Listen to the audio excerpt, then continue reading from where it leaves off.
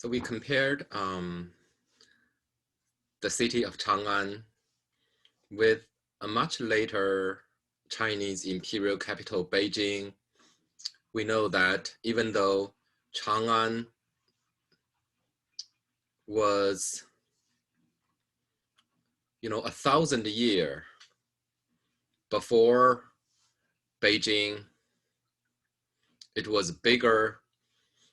The the palaces are bigger. The city in general was bigger. It was just constructed on a greater scale. To give you a sense of its scale,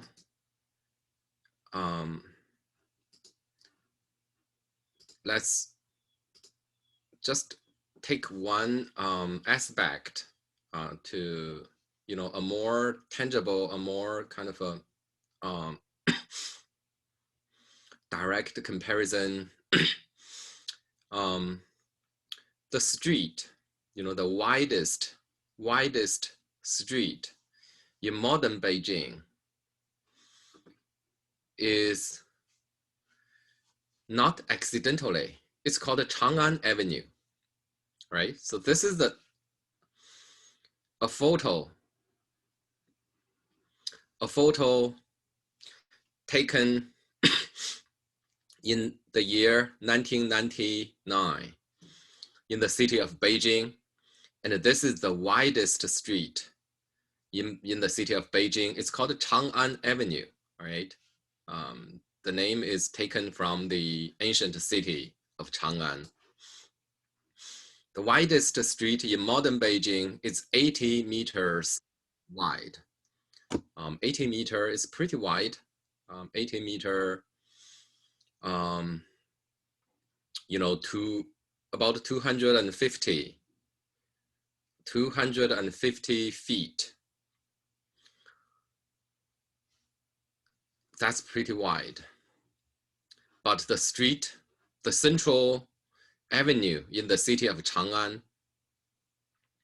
which is the north-south axis, connecting the south gate of the imperial city with the south gate of the city in general, that one is 220 meters, right? Almost 3 times the width of the widest street in modern Beijing.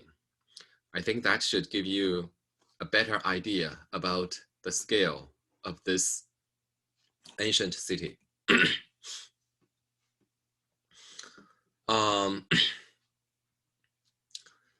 So the city of Chang'an was built in the head model of capital city, where the palace and administration, right? The palace and administration were located at one side, attached to the city wall, so that the rulers could have access to the city as well as to exterior.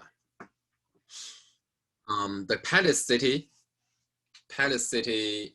built in the Sui Dynasty was this one, Taijigun. All right, so Chang'an city as constructed before the Tang Dynasty was this one. The other parts were added in the Tang Dynasty. So that's the palace city. This is called the imperial city. Palace city is the royal kind of residence for the emperor. And the imperial city was the administration, those different departments, as well as the direct services to the imperial family. And these two red square were the market. There was an eastern market, there was a western market. So it's kind of very idealized, very symmetrical. Let's take a detailed look at the palace city from the Sui Dynasty and early period of Tang Dynasty. It's called Taijigun. Well, Taiji, you all know what Taiji is, right? Taiji.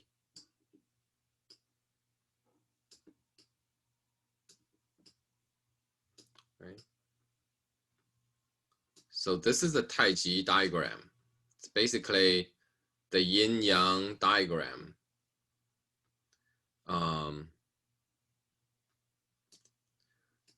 It was a symbol of Taoism, where you have the yin and yang mutually embracing, mutually defining, representing how the universe works, how the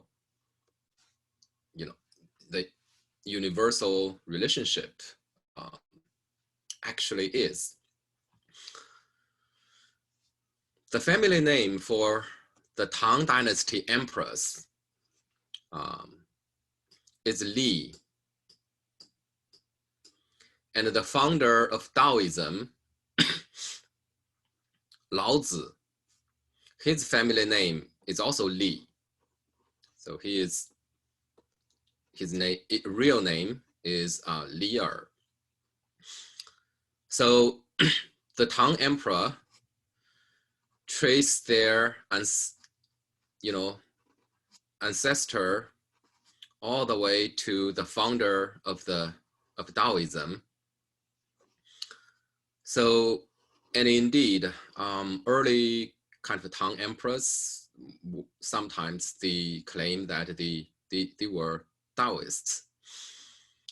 And their palace was named the Taiji Palace. Gong simply means palace. So this is the Taiji Palace, the old one, the old palace.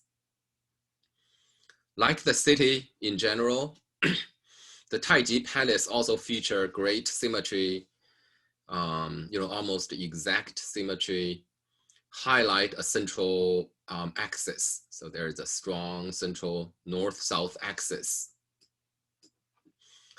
And then the major gates to the palace, this is the main gate into the palace, and to its south is the administration, the Imperial Palace. All the major gates, South Gate, North Gate, as well as the major ceremonial halls were located on the central axis.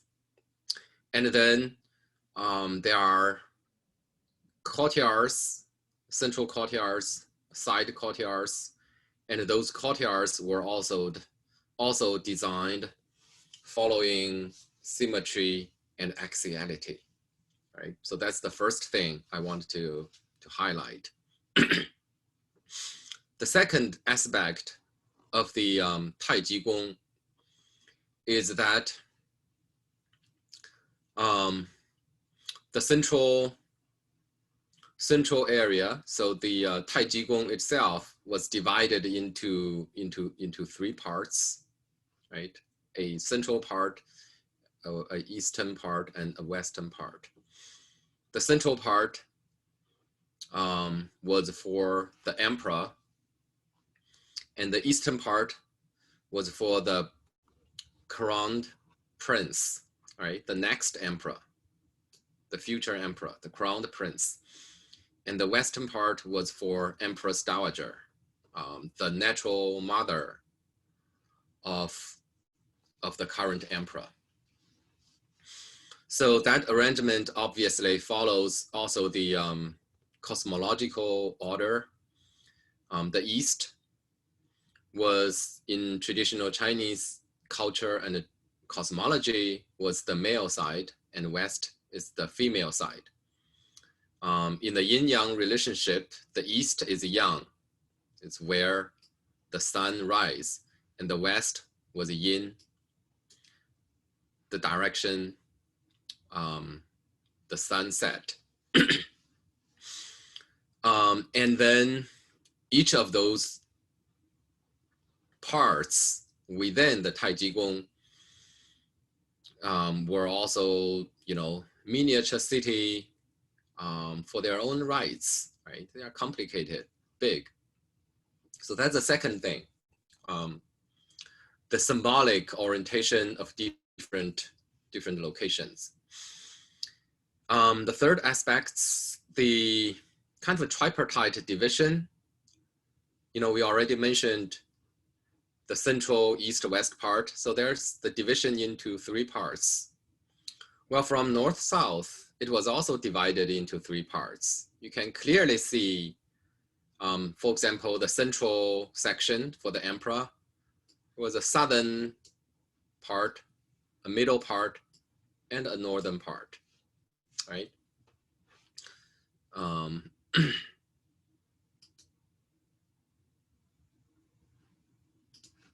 Let me erase this for now.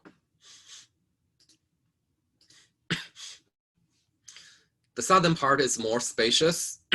That is also semi-public, right? Big courtyards. The southern area of the imperial city was for those different departments of the central administration, while the southern part of the palace city was also used from time to time to have a reception of those honored officials, kind of more semi-private kind of banquet to honor those high officials. Those usually happen in the southern part.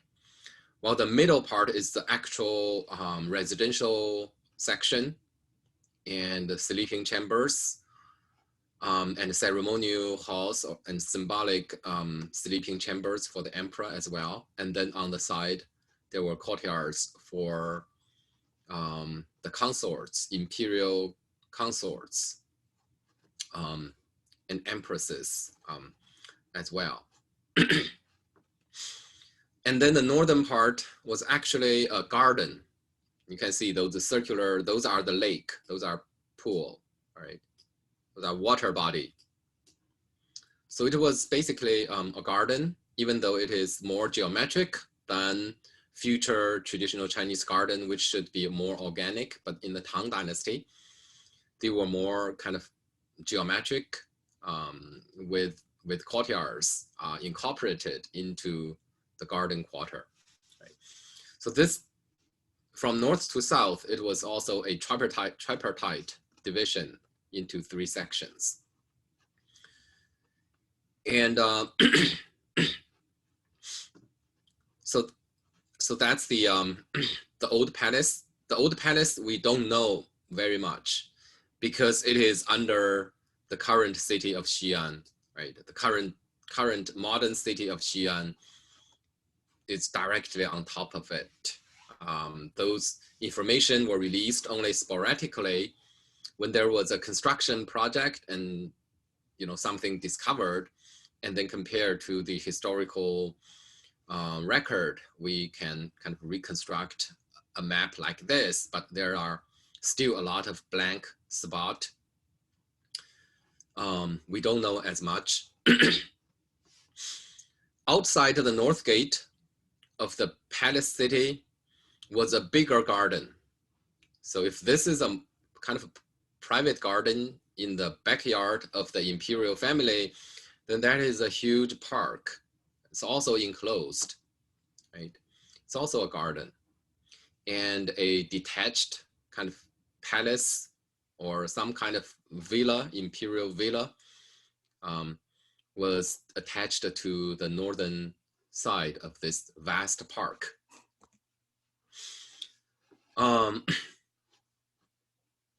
Then in the third emperor of the Tang Dynasty, Emperor Gaozong, constructed another palace, that is this one, right? So this palace called Damingong, the palace of great brightness. You might still remember the architectural type of Mingtang from the Han Dynasty. The Ming means bright, all right? So Mingtang, the bright hall. Here we have Damingong, the great bright Palace, was constructed by the third emperor Gaozong of Tang, and became the major imperial palace for the successive emperors after him. So this one we know better, because this one, well, today it's also in the city of Xi'an, but historically it was in the suburb, and also today it is a park. There were some villages on the site when the archaeologists came here, but it was not densely populated as the Taijigun location. So in the early 2000s, those villages were cleared, and factories and market, there were some low-rise buildings, those were all cleared, and a historical ruin park were restored, and archaeological sites were protected and exposed. So this one, Daminggung, we know much better, because it's much more accessible today than Daminggung. So than the Taijigun, is much more accessible than Taijigun.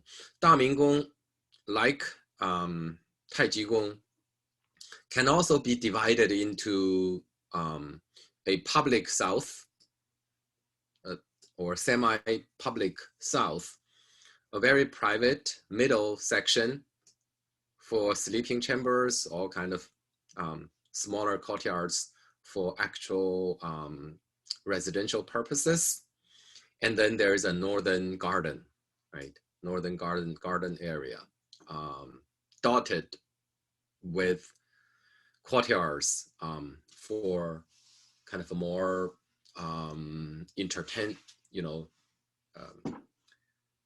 compounds for entertainment, right?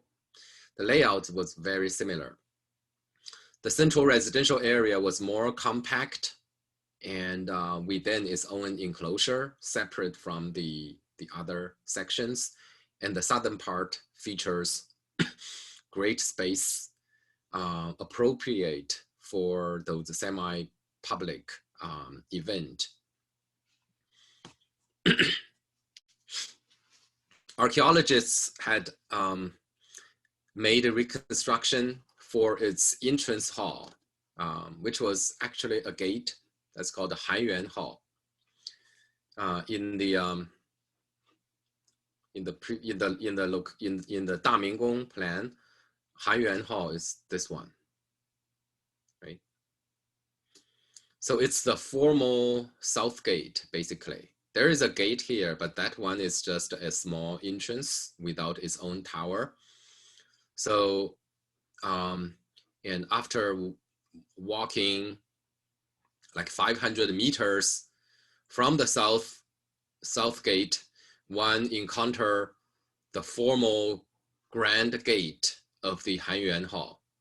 The Hymen Hall, even though it is a gate structure, it is constructed as the formal towered gate, and to demonstrate the imperial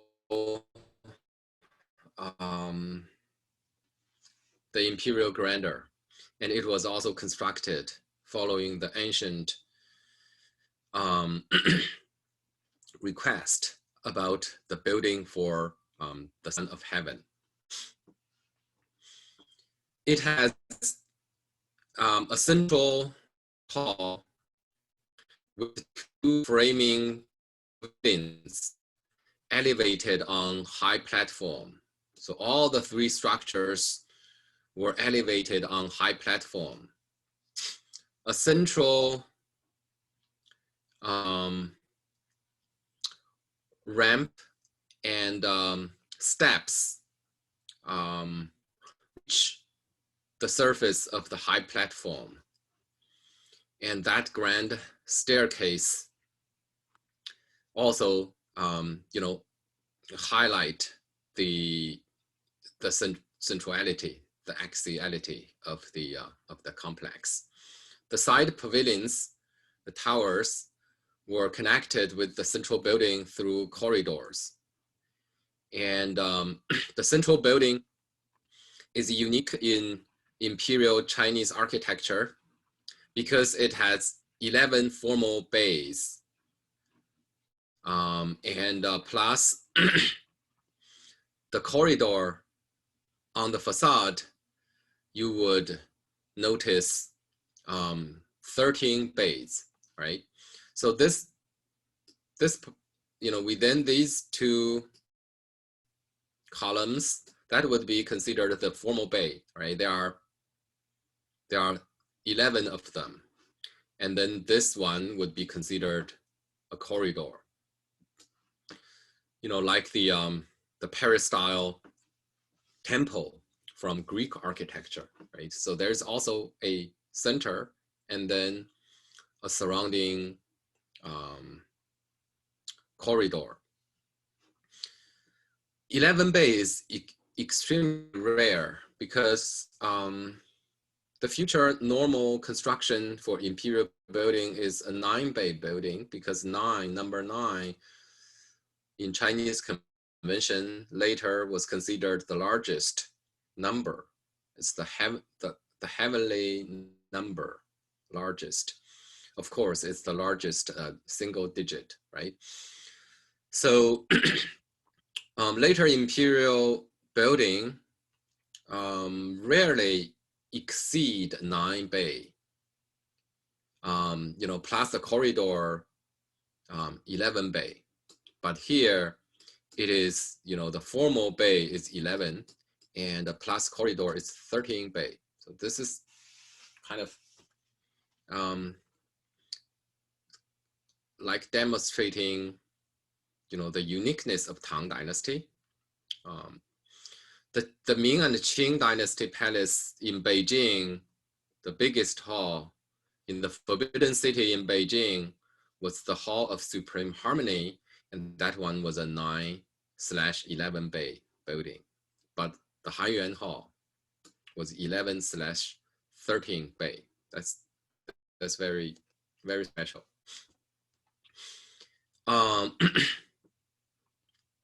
The building itself, in addition to standing on a high platform, it further elevated with 3 layers of additional platforms, right?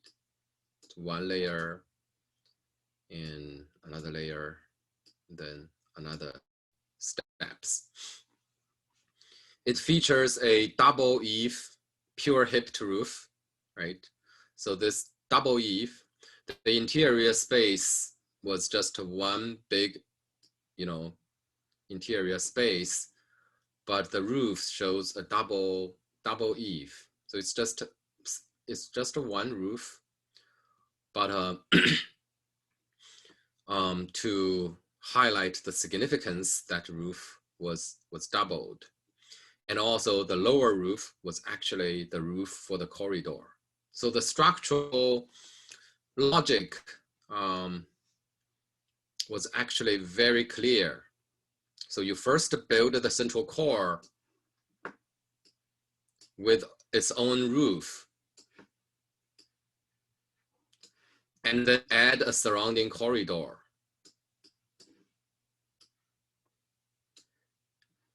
And that shows on the exterior a double eave. So we know this building much better because the site was excavated. We know exactly how big it is on the footprint. The superstructure, the roofs, those were reconstructed by scholars and archaeologists, of course, based on the historical data, historical materials. This is a reconstruction drawing by Professor Fu Xinian. Showing the central building, double-eaved hip and gable roof, the gate tower, and these gate tower are called Que. Right? So we looked at the Que building from the Han Dynasty. And we also talked about the Que had sections, and those sections, the largest number of sections is 3. And here in the Tang Dynasty capital, Hymen Hall, we have this 3-section Que, framing the central space, kind of like embracing arms, shows warmth, welcome, but also authority and dominance. The high walls make the space solemn, and one ascending the ramp and the steps would feel being kind of watched from above, and thus kind of discipline themselves. So it is the solemn imperial space. It's a gate. It was meant to welcome the visitors, but at the same time express unmistakably that royal authority.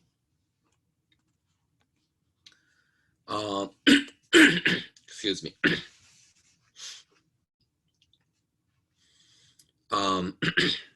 This is another painting, also by Mr. Fu, and this one was rendered during the Cultural Revolution in 1970s. So it was all red.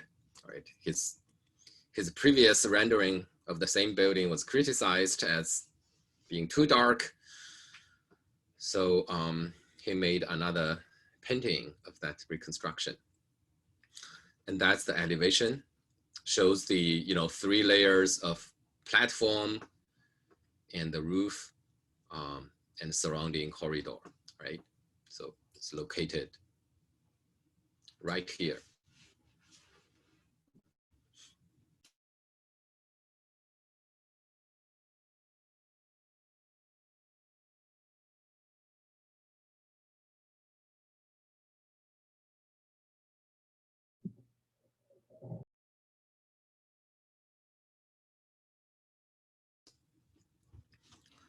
So the superstructures, as I said, were reconstructed based on the Tang Dynasty visual material. So I'm going to show you what are those visual materials that include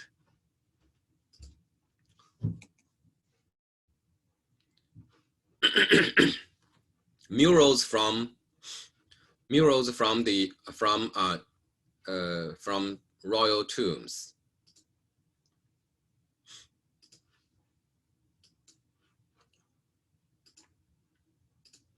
This is wall painting from a Tang Dynasty prince, and it showed those towers elevated on high platform, right?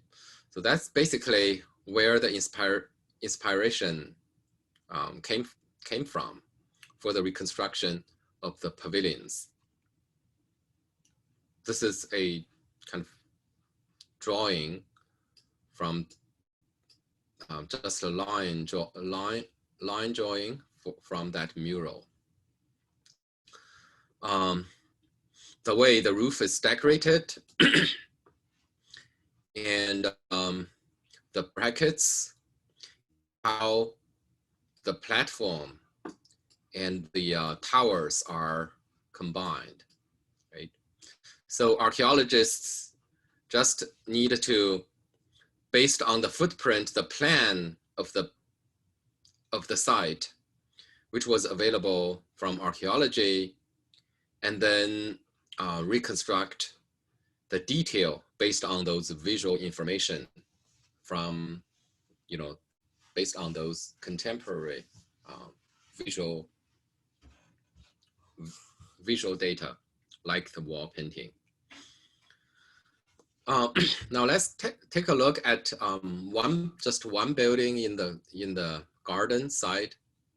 So to the north of the imperial residence is the garden. The garden features a central lake, and there were islands inside in the lake, and those islands refer to the immortal islands in East Sea in the Taoist mythology. The garden was used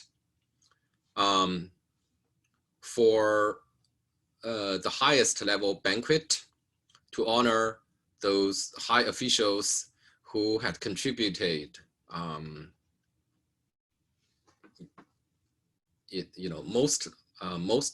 made the most contribution to the empire. One of those buildings, the Lindo Hall, Linde Dian, was a building like that. It is basically a banquet building. So having banquet and enjoy the beautiful sceneries in the garden, that was like the greatest honor an imperial,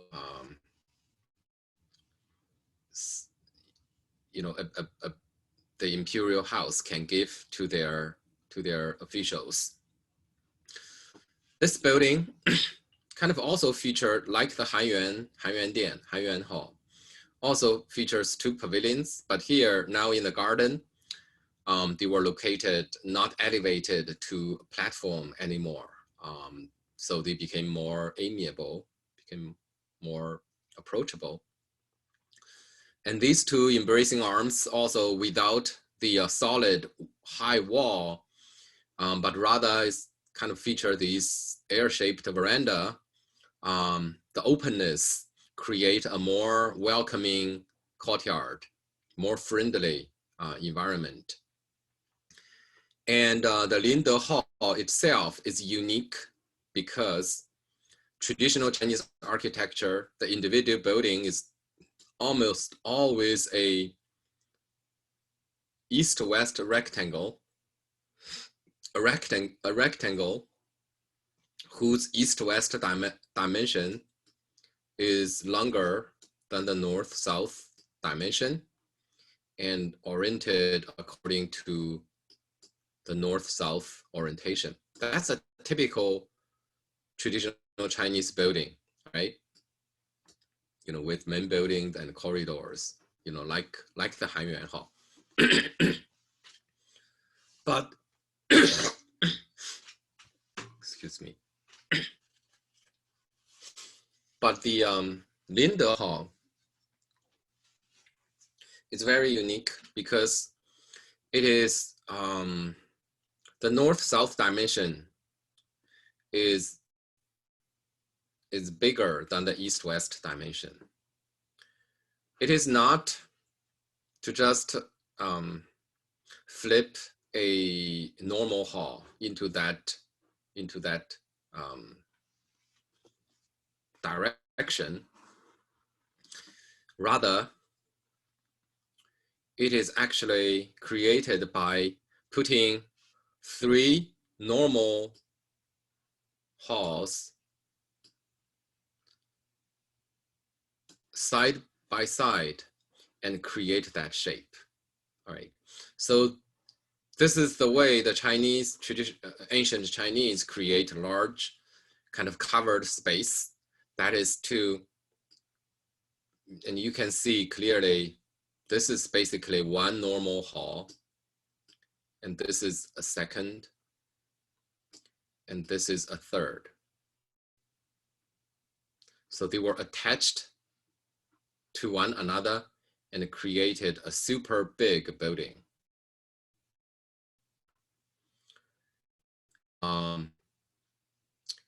So the interior is unobstructed. You have a kind of continuous covered space, large scale, to shelter a large amount of participant. From outside, you can see that as well. So it's basically 3 buildings attached to one another to create a large covered space, right? So Lindo Hall, the way it is created, would later be adopted by Chinese Islamic architecture, right? So when Islam was introduced to China, Muslims need architectural space that was very different from the traditional Chinese religions. They need a large covered space.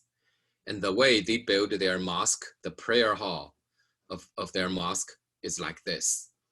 They put like 3 buildings attached to one another, and thus create a large covered space for the prayers.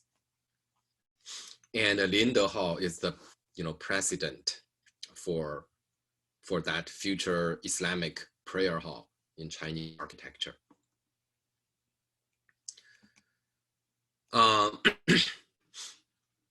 The Daming Palace was also gated to the north.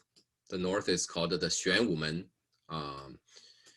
Xuanwu is referred to the black warrior, basically a turtle and a snake, that kind of combination. That's called the black warrior, or Xuanwu, or the turtle of the north. So it's named following that the traditional symbols of Chinese cosmology as well. The gate was designed as a double gate, right? So there was an outer gate and inner gate, and in between there could be the guards were stationed there. So it just added an extra layer of protection to the imperial household. And in reconstruction drawing, it's the outer gate and inner gate. The courtyard in the middle would produce a confined space where the invader, if they break into the outer gate, then they would be surrounded in this courtyard and to be defeated. The city of Chang'an in the Tang Dynasty was very influential. It influenced the capital city building of neighboring regimes, neighboring countries. For example, in Japan, imperial capitals for the Azuka period, the Hakuho period, and Nara period, and Heian period were also constructed following the model of Chang'an. This is the plan of the Heijokyo. Heijokyo was the capital for Nara, Japan. The Nara period, the city of Nara, known as Heijokyo, in the 8th century, was designed following the model of Chang'an, with the palace in the north and a western market, an eastern market, a central imperial avenue, and then the city divided by street and avenues into squared block.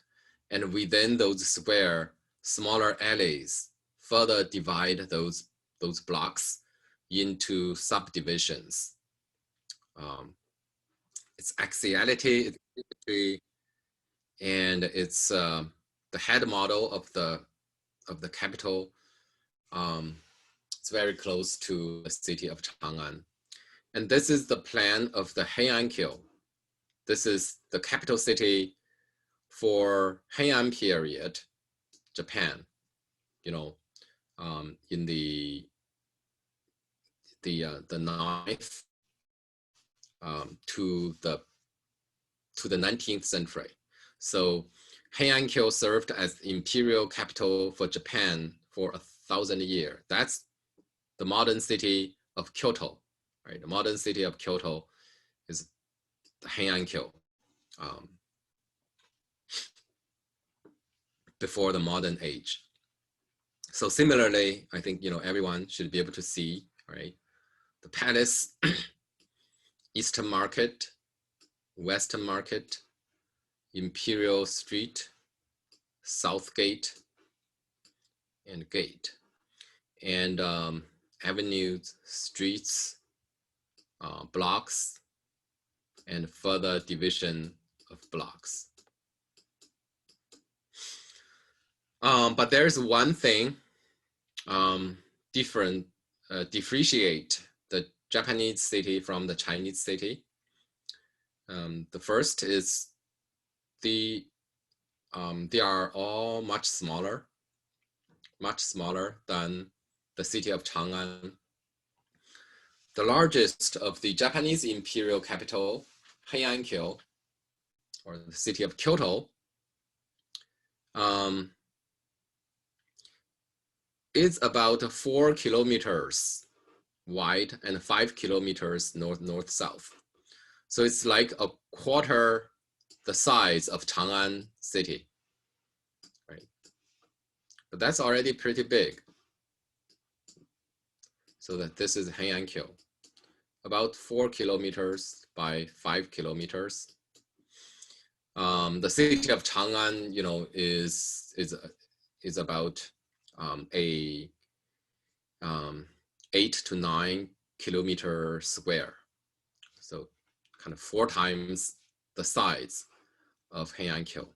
Other cities were even smaller, right? And secondly, and most, maybe even more importantly than the size and scale, is that the Japanese city, each blocks are not walled as the city of Chang'an. The Japanese city is more like a kind of a normal city we would imagine. We know in the city of Chang'an, each of those little square was a miniature city. They are called a ward. Those ward had a wall and a gate in the Chinese case, but in the Japanese case, there were no wall and gate for those subdivisions.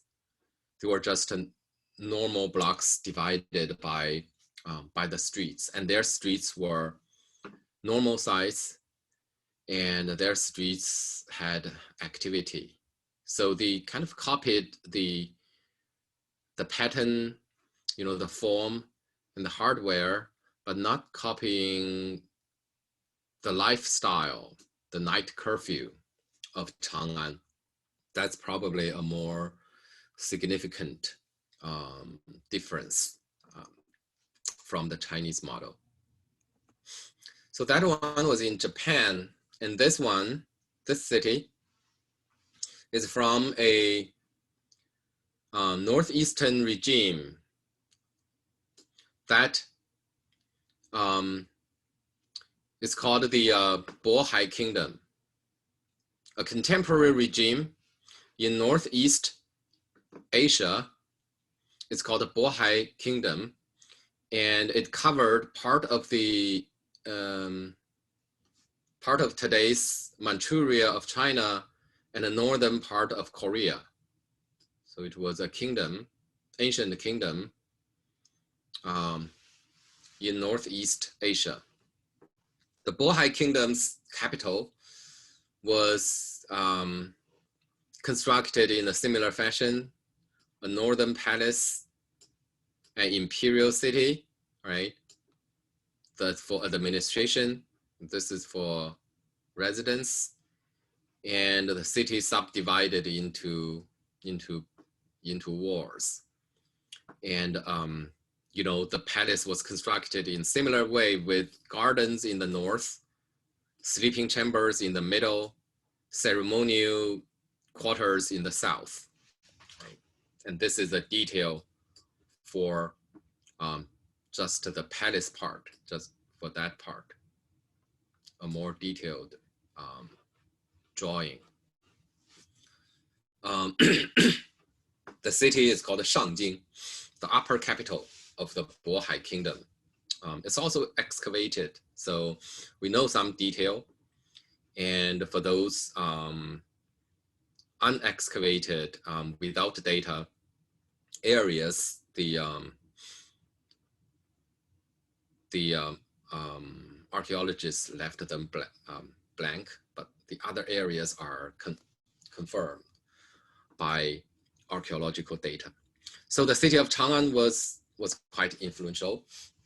And for the rest of this lecture, I'm just going to show you some images to again highlight where our knowledge about Tang architecture came from. There are not that many Tang structures survived today, so our knowledge highly rely on murals, models, carvings, and a lot of those visual material came from the Pure Land Buddhist practice, because Pure Land Buddhism, a Chinese creation. In India, there was no Pure Land school of Buddhism, but in China, Pure Land Buddhism